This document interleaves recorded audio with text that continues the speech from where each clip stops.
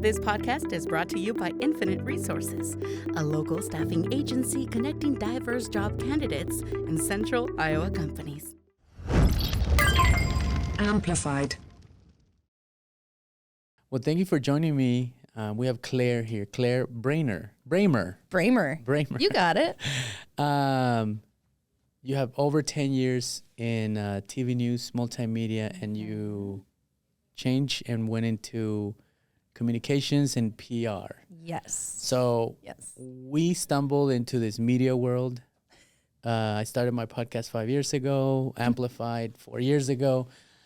And you stumbled in? Yeah, we just I started it from the house, and we just started doing it. And then somehow we thought, let's do a podcast production company. And well, we're very glad you did. Yes. So, who better to talk to than like a media person? You got education, you got experience, you work for local channels here, you've interviewed people. So yes, let's have a conversation about media. And also, let's just kind of ask each other, because you interviewed people. Absolutely. You interviewed a lot of people. So yes. I think experience over education for me. So yes, I was in TV news here locally for about 6 or 7 years, and then about 7 years ago, a little over that, I switched into public relations and communications over at Hubble Realty Company, and so it's been a change, but at the same time, those worlds overlap, and they still career path set me up for the next career path very well. And it's been really fun, especially since I've stayed local. I've been able to build on the contacts that I've met in news and transition those over into maybe, extracurricular organizations and community involvement and professional development. But also, I still have friends who are, MMJs, multimedia journalists, or anchors, reporters, covering breaking news in the news today, which obviously since 7 years ago, the news environment has changed a lot. Yes. So when people think PR, they think scandal. They think public relations, but it's not just that, right? It is not just that. No, absolutely not. So it's hard to explain all the different hats that I wear because really PR is different than media relations, and that's different than, say, communications. So PR, public relations, a lot of people think it's putting spins on things, covering things up. And while maybe sometimes that is the case for some people in their position in some places, especially, celebrity-based, right? It's about connecting the dots. So how can we as public relations professionals make sure that our businesses are connected to other businesses or to other people who are going to, amplify what we do, showcase our projects, and bring us up to, the level that we expect to operate at, and our elevating our standards. So really, I think public relations is more just about being a kind of a people connector and a place connector. Okay. That's how I view it, at least. And then communications gets wrapped into that internally. How are you, communicating your message to your employees or to your, your base, your audience? And then externally, how does the public view you? And what are the messages that you're communicating with them? One of my big things that I will live by is I always comment. I am not a no comment person. Okay. I hate it when people say no comment. I understand why they do it, but it doesn't do them any service. So, because the story's going to be told, it's going so one way or the other. Well. I think you can always find something to say. It may not always answer the question completely, but it can at least answer a portion of the question or add to the story in one way or another. What do you think so you work for Hubble? I do. Is it considered local Yes. corporate? But they do a lot of dealings all over the country? So it is. It's founded here. We're based out of West Des Moines. 168-year-old company. So established in 1856. We're one of the longest Central Iowa companies. Definitely one of the oldest developers. So it's real estate development, investment, asset management, property management, home building, construction development. There's a lot of things going on under one roof, and those divisions that are all under Hubble operate in different areas. Primarily, we're Central Iowa, but we're expanding out into Nebraska. We've been in Sioux Falls in South Dakota for a while, and we're just kind of looking out how can we expand our Midwest footprint. And that comes with a growing team, and that takes a lot of PR, communication, and media relations efforts. Absolutely. Yeah.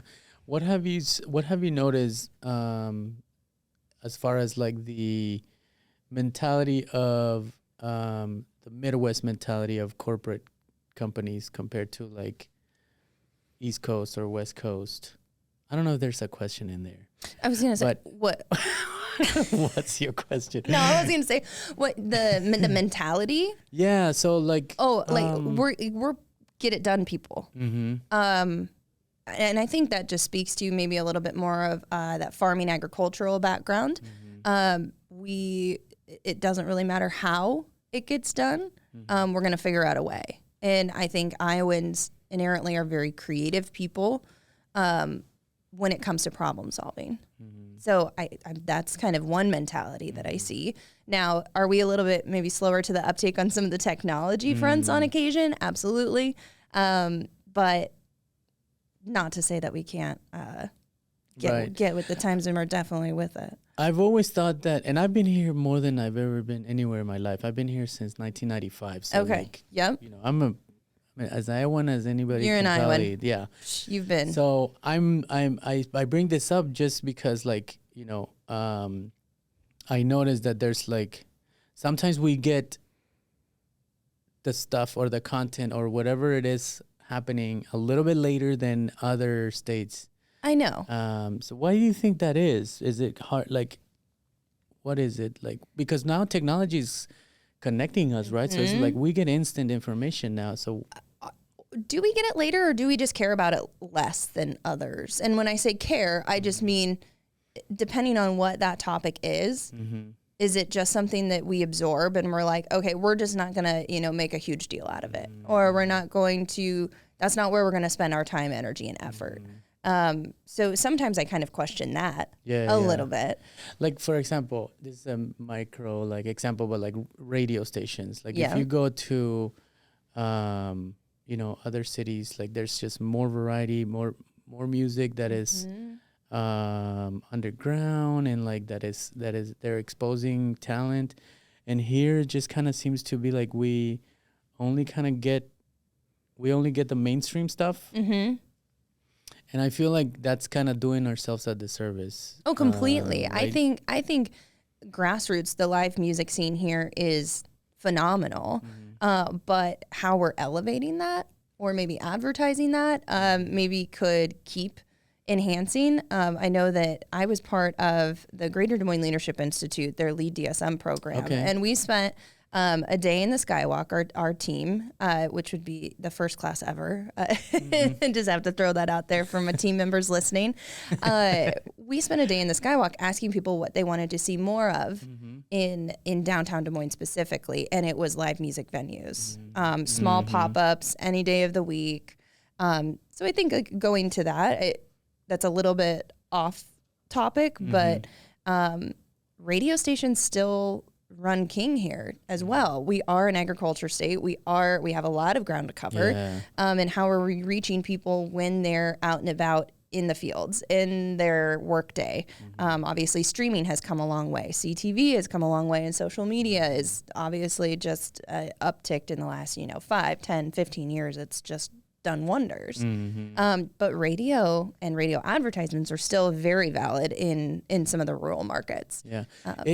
It quite hasn't come to reality where people are like, print is dead, radio's dead, Not quite. Social media. What is your take on that? Like, so these are the oldest things, right? Like print and radio. Yeah, you're traditional. Yes. So that's kind of what we call it. Do you traditional see it media. still having a strong, future? It's hard to look out too far into the future of it, honestly. I think that traditional media is suffering a little bit. I think that they're fairly short-staffed, and they have phenomenal people and phenomenal writers and creatives doing work for them. But the way in which that they're expected to tell this massive volume of stories with a smaller staff is difficult. But I think that, again, being rural-based, bringing a very rural state, those TV and newspaper components are going to be a critical piece of keeping that rural demographic informed, especially given, our demographics are 65 plus is a very large population of ours. So those are old. still, we're a little old, We're but a little old. we're going to get younger. I mean, we're getting with it. Yeah. But I think some of those traditional media efforts are definitely still valid. But I mean, between social, streaming, just all of the current, platforms that we use, we're reaching a lot more people there. It's just, how do you track that, right? How do you go on your job? How do you go on your job to kind of tell, get with like the newer generation, or like not newer, but like knowing just that different audiences? Yeah. How do you do a little bit of it all, honestly. I'll expand on that. So depending on our divisions at Hubble, we know that some of our audiences are a little bit younger. Some of them are a little bit older. And so in some divisions, they have TikTok. We all have Instagram. We're all on Facebook. We're doing all the social things. We're teeing up the paid search and social ads. So Facebook and Google and all of that stuff.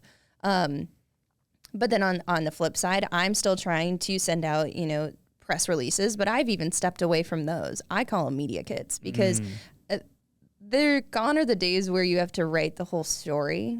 People really just want to see the nuts and bolts, the bullet points, get them some really good visuals, and then they want to craft the story from there. They want to sit down or do a quick phone call since COVID, or a Teams call, and do a quick interview and go from there. So we do a little mix of that. We write our own internal blogs. We write our own internal stories. We storytell through our, organic social, as well as our paid. And then we look at all the different, marketing and ad opportunities that we have to place, whether that's, in local media or it could be print, it could be TV, it could be magazines. So you're kind of doing like a 360 of every, it is a little lot. bit of everything. And each division is just tailored a little differently, depending on where that audience falls. We've done it all, truly. And marketing, it's recycle and reuse, right? Every few years you go back to a tactic that maybe didn't work and you give it another try.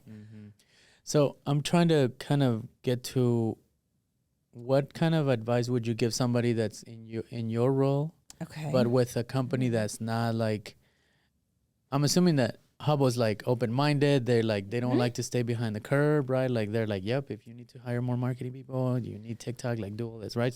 Generally speaking, yeah. You get to, it really is. Yes, I think you always should make a business case for yourself, right? If you're adding team members, if you're trying new tactics, you need to present the why behind that. No matter if you're with a company of 25 or 2,500. So yeah, our marketing team is at about 10 people. That is significantly larger than we've ever been, which is great to see, but we're covering a lot more ground than we have, and now a lot more states. And so we're just trying to keep up. So because knowing that, the Iowa's a little bit higher on the age, that means that more owners or companies are in that kind of old school mentality. And I'm just trying to get some idea of how to help companies see that there's like a new way of like doing things. And if you don't, like, you could stay kind of like Blockbuster, for example, like they were not able to evolve. They were not able to like Blockbuster. Thank you. What was the other one? Oh, there was one. What was it called? Video. Family Video. Family Video. Yeah. Do you remember those? Yeah. That really wasn't that long ago, and No, they that are wasn't just that like, long ago. But Blockbuster just wasn't able, and they were the leading in that industry, right? So right. You have to evolve. how do you like convince or tell people you need to start doing this? It's gotta start changing or pivoting, because then you're gonna stay, you know, in the shadows. Yeah, the you know, won't evolve. I think it depends on a few things, but one, the leadership. I mean, you have to have leaders in place that believe in the people that they've hired. Yeah. You've hired the experts for a reason. They're not going to bring ideas. They shouldn't be bringing ideas to you unless they, again, can state the why and they believe that they could work, or at least think it's worth a try. And honestly, I guess from Hubble's perspective, a lot of the developments and communities and homes that we've built hadn't been done before until we did them. So you have to you have to give it a try. Map it out as far as you can on paper of, does this make financial sense? Does this make community sense? And then let's go. You know, a lot of that works kind of concurrently, not one after the other, but all right along the same time. So I think you have to just have some leadership that really trusts in the process, and I think you just have to keep pushing people, right? Like a lot of Challenge it is, them a little bit, and you know, the leaders of today who maybe are older in some instances were young ones. Like they were the ones that were, you know, pushing buttons and annoying and making a seat for themselves at the table, bringing those big ideas that hadn't been done before. That's what they were when they were in their 20s, 30s, 40s, and that's how they got to where they were today. So I think it's just continuing to bring those new ideas, and, you know, for 99 no's, that one yes could really make a difference. So when I was in TV, that was, we did this thing called Man on the Street interviews, MOS. Okay. Dreaded. MOS, because that means your story of the day was relying on people saying yes to your random questions that you were asking at the gas station or on the street or in a neighborhood. I heard so many no's, and I'd always have to give myself a pep talk prior to going up to those, you know, to knock on a door and be like, the worst they can say is no. Or the worst they can say is get off, you know, get off my property, things of that nature. So it's like, you just got to see, you just got to try it. So like, and it's changing so fast. It is. And it's hard to keep up, right? Like, even like I would say 7-8 years ago, when I was still working for someone else, if somebody was like a graphic designer or a social media, I would be like, good luck. Like, that's really hard. Like, you know, but now it's a full-time job. People we are getting hired. We rely on our social media content specialists and creators, because they're graphic designers, they're social media influencers. And if you don't have that good team of people behind you being able to showcase all the cool things you're doing, it's really hard to stay relevant. You know, TikTok to Instagram to Facebook. I mean, you know, I think Facebook is kind of taking a step back a little bit, and TikTok's taking a step forward. You have YouTube mixed in there with all of the different mediums, but just being storytellers is a really big deal to companies. And I think you have to be able to show your story on the projects or the things that you're doing as a company, but what are the people at your company also doing personally and professionally. I think that's such a cool piece of what we get to do is highlight our associates' wins. Highlight our company wins, and together it kind of just lifts everyone up, which is awesome. What are you guys thinking about or strategizing, like with some of the social medias? Either, like, for example, TikTok might go away. I think it's getting banned. You know, or like X or Twitter. I will never call. I know it's X, but it'll just always be Twitter to me. It's starting to like get. What's the next thing? Yeah. So. Do you guys talk about that? Oh, like, how does the conversations go? Like for you guys, for you and your team? Strategy. We're always strategizing. There's no just, you know, set time set aside for strategy, because if one thing doesn't work, what are the next, you know, if A doesn't make the cut, what's options B, C, and D. We're always coming together as a team. Different people on my team are focused on different divisions. And so, but we meet every week. And I know they're always right at, a phone call away or a walk away just to say, what's working for you? Because this is not working for me. Yes. Like you saw these results in this campaign or in this, social media, field, but I'm not seeing that. And again, difference of audience is going to be a difference of tactic. Yeah. So really, you just try and see what's working for other people, modify it, see if you can make it work for you. And you look at other companies. You have to look at your competition, whether that's locally, regionally, or nationally. There's nothing wrong with emulating something that, a national company is doing and trying to make it local. People do that with news and media relations every day. What's the national housing market? Okay, we'll boil that down. What's Des Moines? What's Central Iowa's housing market look like? And how does that differ, or how is it the same as the national market? That happens all the time. And sticking with social media, it's a different audience in each. And I think that's important for people to understand, right? Like whoever is inhabiting in Twitter, they're probably not on Instagram, or they're not on Snapchat, or they're not on TikTok. Do you guys have like people, okay, you focus on that one, you focus on this one, or it's just anything, whatever, like you guys are? It's mainly focused on divisions. So, Indigo Living's a great example. They're an apartment community property manager. Okay, and so they have, 50 or 60 communities across central Iowa, Sioux Falls, Kansas City, expanding into Nebraska soon. And so there are 2 marketing members on just focus on Indigo. Okay. Yes. So how are we reaching, how are we reaching everyone on social, keeping up on the communications, the reputation management, the overall marketing of events and things of that nature, keeping third party and investors up to date on what we're doing and how we're keeping, occupancy where it needs to be. So it entails a lot. I don't know if everyone really understands what marketers do. They think we're on Facebook all day, which is is hilarious. And I say I'm like, or stories, or just doing stories, or right, like just messing around on our phones where it's like, oh no, we're working. And I say we as marketers, I feel like I'm a half marketer because I really do live in PR and communications and with my background in TV, it's like I still feel like I'm always learning something in the marketing realm, whether that's through social media or, paid search, paid social, paid advertising. It's of interest to me, but I know my strength is probably over on the PR communication side of things, right?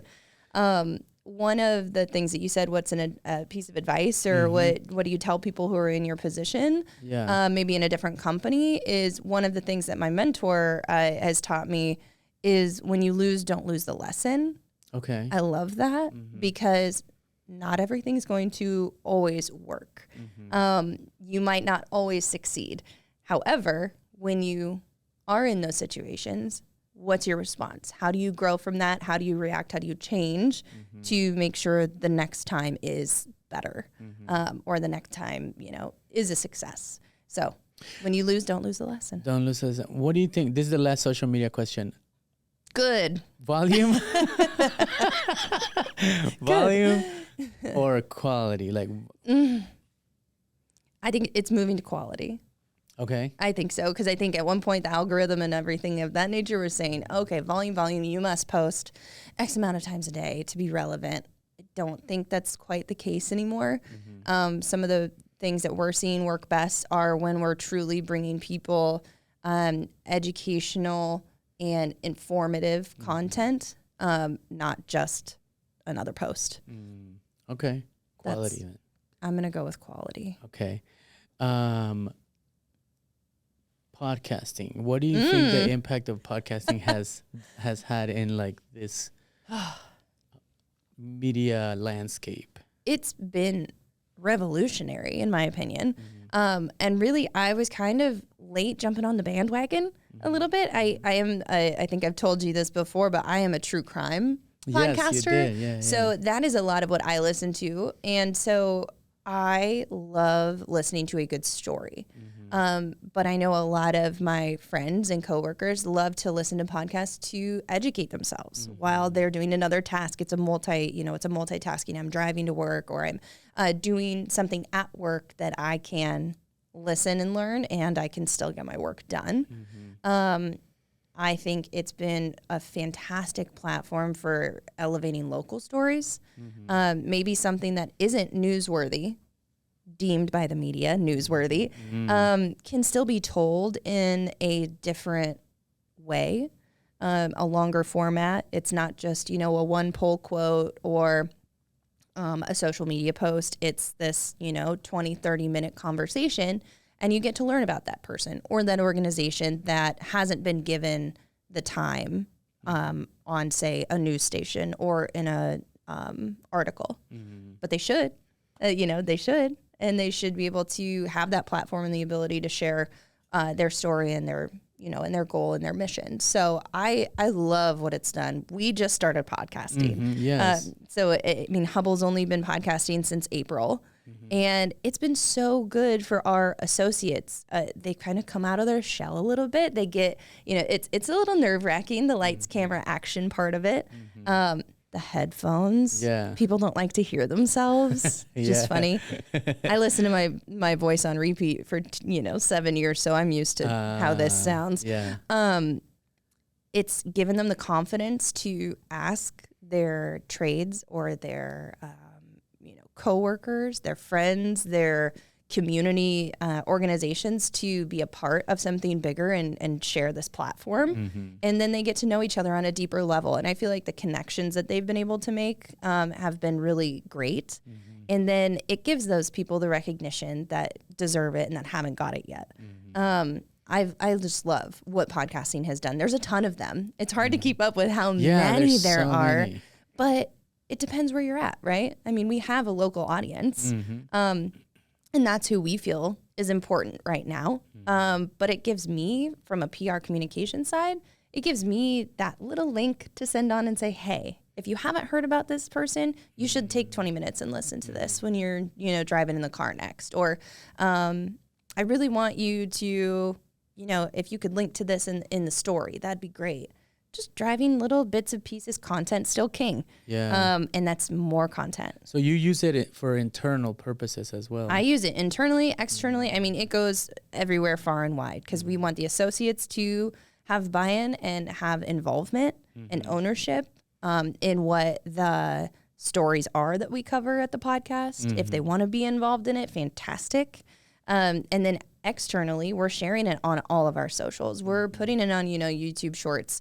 We're putting it in press releases. I want people to know that they have access to more information on the topics that they maybe find interesting. Because you're bringing in your not just executives, you're bringing in people that are... Honestly, it's less executives than anything. Yeah. It's trade partners, it's associates, it's, again, community organizations,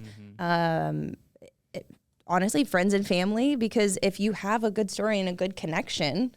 That's what it's all about, is sharing. Yeah. So I think I told you this on our last conversation, but I was at this conference and I was listening to this guy talk, and he, for small businesses. So I was in the audience and he said, big companies work day in and day out. Big corporations work day in and day out to be relatable to the everyday people. And he just said, you guys are already small. You guys are already relatable. So use that. That is your... Absolutely. You work for a big corporation. So how big do you think it is? How many people do you think it is? Okay. It's a guessing. Total guess. Okay. Total guess. Cause I'm curious. 1,000? No. Less?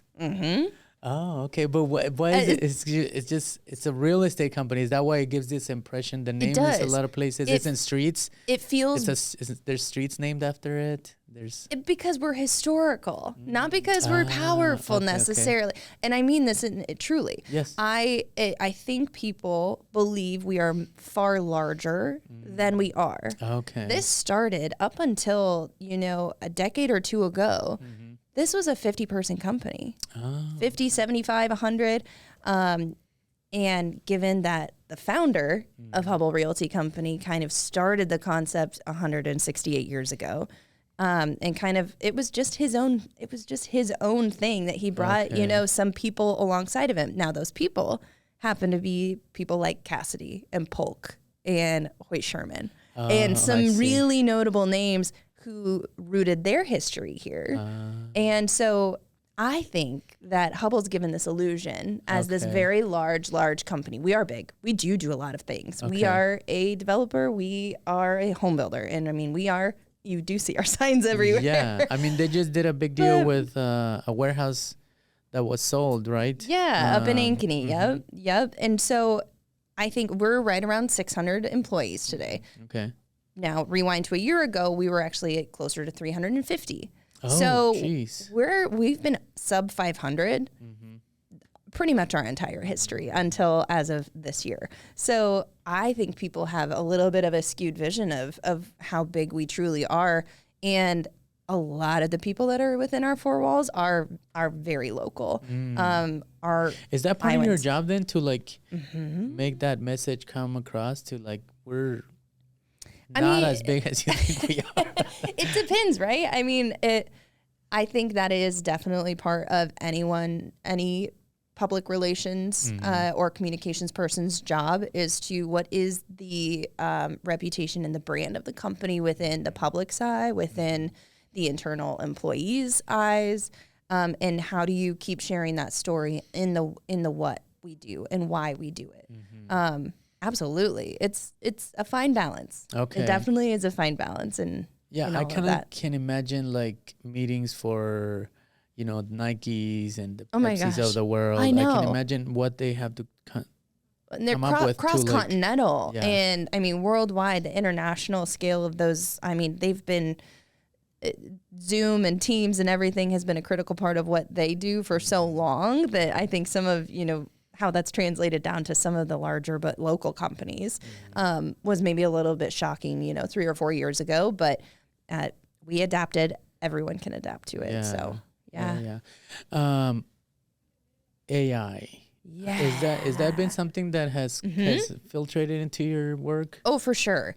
Has it filtrated into your work? Yes. Okay. But I guess I embrace it. We embrace it. Absolutely. And we embrace it as well. I think it just depends on, AI when you're talking about construction and development. I think people are like, ooh, robots and big machinery that are doing all of these things. Yes, there's, prefab and a lot of other components where AI is filtering in some of that advanced technology is getting into the construction world. But from a marketing standpoint, from a communication standpoint, absolutely, we embrace it because it helps us do our jobs faster, quicker, more efficiently. It helps us come up with, we're creative people, but even creatives need to, take a break, take a step back and regain some of that energy to continue to stay creative. Yeah. And so it helps us gain a little bit of that energy back. Personally, I'm a proponent for it when it's, is it a drip campaign? Is it some information that we've already created, website copy, things of that nature where it can relay a message from information that we've already gathered, that we've already taken and created ourselves, and help us create things to keep sharing that message. Now, when it's an organic story, and a headline and some of those things, I really want that to be genuine and human. Yeah. Because I can read through a AI's reputation response to a Google review. Yeah. Like tissue paper. You can tell, you can tell it's missing that humanity. So I think that there's a time and a place for it. It's absolutely been integral in my marketing team's long-term strategy and how we use it. And I think you do have to use it wisely, though. Yes, have to. you can't just ask it to do it and then copy and paste, right? Because then I mean, you could, and then that's why they have that copy button right there. It's just so easy. It's kind of mind blowing, right? It is. It's a little eerie, but I think that if you're ignoring it, you're doing yourself a disservice. If you're relying on it completely, you're also doing yourself a disservice. And so there's a fine balance for me. It's gone into like academics, right? Like people are writing essays and papers and so it's but yes, I heard somebody say that it's like it's like a teamwork with AI. Yes. You got to prompt it to give you what you're looking for. Yes. And then like you also have to clean it up and polish it and make sure that it helps you solve that little piece of the puzzle, right? Like your brain might be able to put, 49 of the 50 pieces together, and maybe AI can help that 50th piece fit in there. Or give you a new spin on an idea that you're like, I've tried everything. Yeah, I can't like think of get anything. like please, today is not the day. My brain's not, I'm not coming up with the ideas fast enough. It kind of helps you have a little bit, breathe a little new life. Would you have liked this when you were a reporter? I've thought about that, about how Or in I school? would have used it. School probably more so. Not to say that I would have relied on it heavily. However, with TV news, I think that's hard to do because every day you're coming to a morning meeting or an afternoon meeting and you're pitching 3 to 5 ideas, whether that is, again, a national story turned local, something local that you want to follow up on, or breaking news. You're coming with a subset of stories that, your story that you pitched might be covered by a different reporter. The thing that I think it would help in is you have to be a subject matter expert very quickly. So if you are assigned a story you know nothing about, you have a lot of research and a lot of catching up to do before the 5 p.m. news hits, and people are expecting you to relay that information concisely, quickly, and correctly. Right. So I think it could help in some aspects of that, but I don't know. Not in the... I don't know. No, I just, it's not a way that I would use it. What did you like the most, the writing or the interviewing? Or the editing, or like, what was your favorite? What's your favorite? I liked it all. I really did. It was being able to meet people, and do that storytelling. I think interviewing is always such an eye-opening experience because you just never know where it's going to take you and what emotions are going to come out. You think you know someone's story until they answer a question, and it was always the moments right after you were getting ready to wrap up. And if you kept the camera rolling, it's where people kind of let their shoulders down and they would just say, oh, I remember a time when. And there's that soundbite that you're like, I'm leading with that because it was so great. I loved the videography side of it.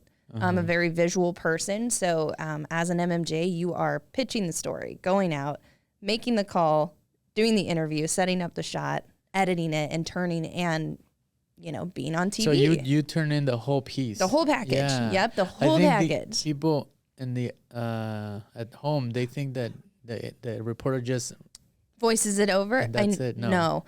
It depends. Some reporters get a videographer or a photographer with them. Others, it's just them. Like local TV is more like you do everything. Deliver it at this time. Yep. And it's a lot. It's long hours. It's a lot of work. But interviewing people is by far, it's so much fun. Do you have any interviews? Any interviews that you're like, oh my gosh, this one's stuck in my so many. I mean, you'd almost have to go by topic. For me, I mean, I have that many banked. I will say interviewing in TV kind of ruined me for names. I'm still actively practicing remembering people's names because in TV you say, hi, say and spell your first and last name for me. And you hand them a mic. And then their names just go right out of your head. So when I switched over from news, I'm like, I'm going to have to make this a more conscious effort. Yeah. But yeah, I think that there are any of those human impact and feature stories telling whether someone had been through a really tough time or made it through maybe, a tornado or a natural disaster, lost someone, those like raw human emotions, whether it's happy, sad, angry, otherwise, are some of the ones that really stick with you. Yeah. More so than, a political coverage or covering an event, the RAGBRAIs, the events, the state fairs, those are fun. You get to meet so many unique people. Unique keyword. Yeah. And there's a lot of unique people out there, but it's nice to see some of the Iowa. What about, now that you say political, we're entering into the 16 billion, 12 to 16 billion political year. That's what they're anticipating for ad spends this year. $16 billion. So as a corporate company, companies usually kind of stay neutral. They don't, there's nothing. No is comment. That something that you, I'm kidding.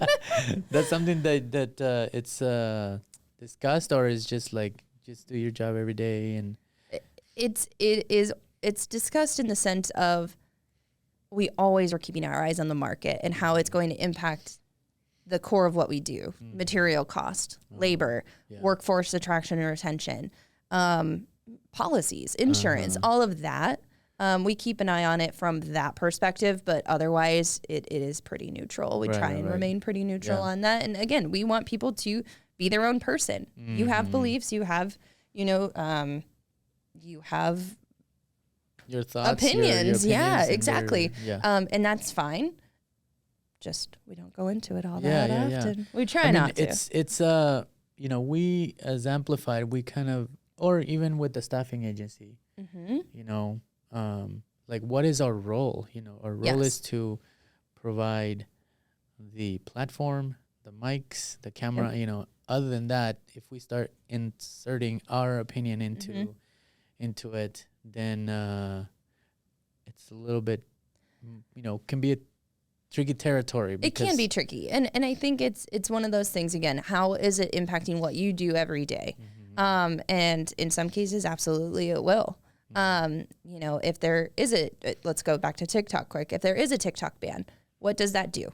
How does that change the things that we're doing on Hubble's side or your side? If there is a sharp increase in material cost, how does that affect the homes that we're building for the community in which we live? It all just kind of depends on how you look at it.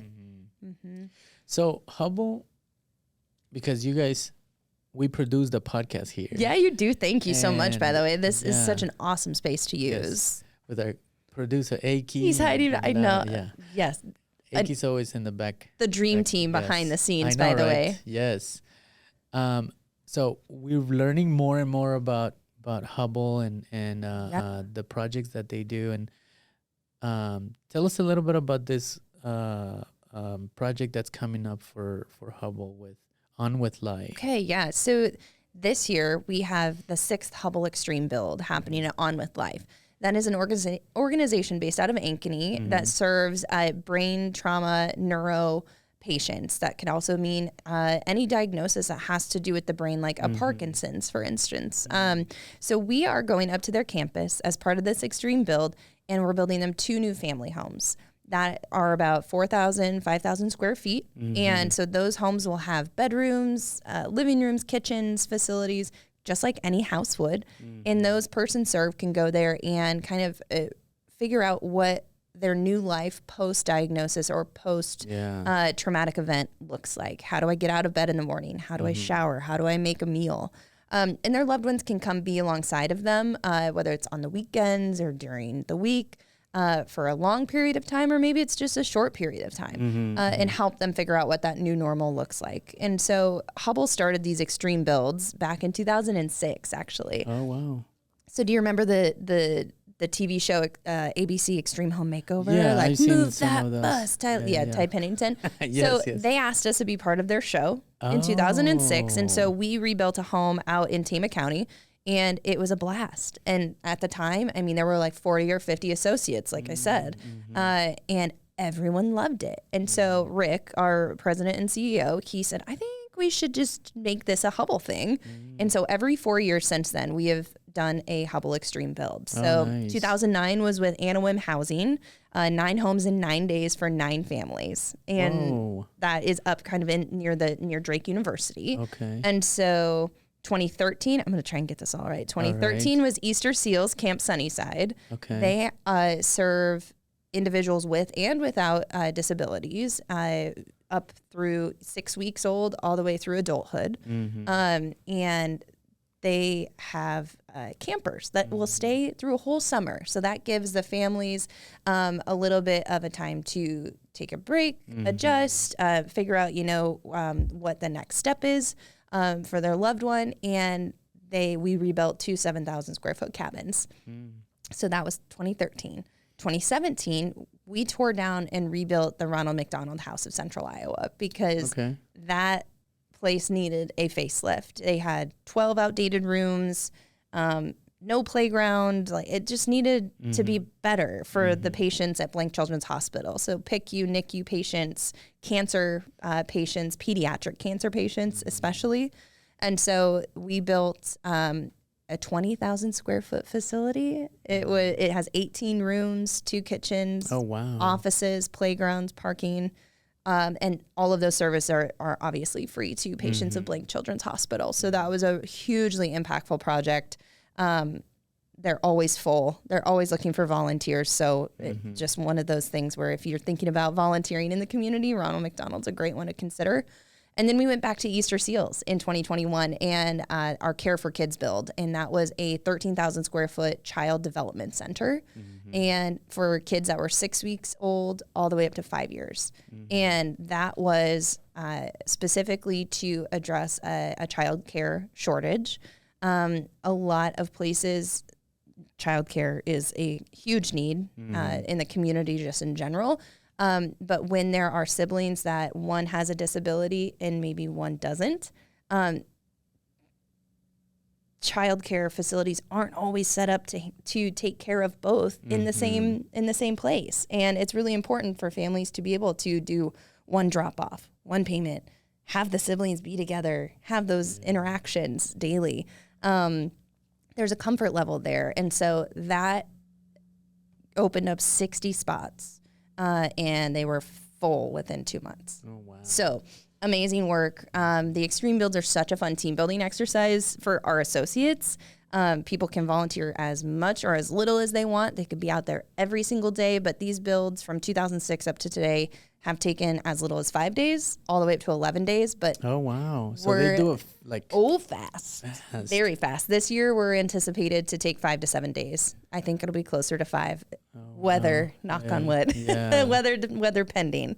So this is the type of stuff that is your job to tell the story, right? I mean, Absolutely. These are beautiful stories that people need to hear. Yes. Because we get bad news every single day. Especially headed into, in the next handful of months, it's going to be all political ads. We know that. And so anytime that we can tell a just genuinely good, feel-good story, I am all for it. And On With Life is just so impactful. They are so compassionate. They're there for their person serves, and everyone has a unique story. And so we're really excited to be able to tell those, not only during the build, but on your platform leading up. Our whole month of September is going to be dedicated just to On With Life and telling those stories from board members who were in a traumatic car accident, who turned into a board member, to someone who has a Parkinson's disease. It's going to be really, really great to highlight all their work that they do. I think those stories are important because, again, we're flooded with negativity. Yeah. Get that out of here. Yeah. Get it out of here. Get it out of here. Well, let's end on that good note then. Absolutely. Thank you for coming in. You seem very happy in your role, and you work with a company that is allowing you to kind of, do your job. Well, but encouraging everyone to get out in the community. And it's great that you have a role within Hubble Realty, but it's not enough. I think our company is very good at saying, what else are you doing? Who else are you serving? Where else are you, where else are your passions at? And go follow those in addition to working in whatever capacity you're working in. So thank you for having me on. Yes. It was really fun to be here and just to talk and interview and go back and forth. I didn't ask you nearly as many questions as I wanted to. I was going to say, next one, you just interview me. Deal. Okay, perfect. It's weird to be on We can the do that. non-interviews, like I'm usually here, interviewing. Yeah. Or on my job with the staffing agency, I interview people all the time. How many interviews have you done in your lifetime? Thousands, like 15,000 easy. I wonder. Yeah. I wonder how many I've done. 7 years of news. 7 times 365 is. Oh God, I don't do math. Person. I don't do math. Yeah, either. but it's a lot, and I think you have to love that stuff to like keep Yes. doing it. Like You when do. you discover somebody, and you kind of have a conversation, there's something like awesome that happens. So that's why I keep doing the podcast. I love it. And then Keep I get to doing it. learn. So. Keep doing it. I love Yeah. following it along and just seeing who you bring on next. It's amazing. Great But work. Yes, thank you. We'll have to do it again. All right, sounds good. Thank you. Thank you, and we'll see everybody next time.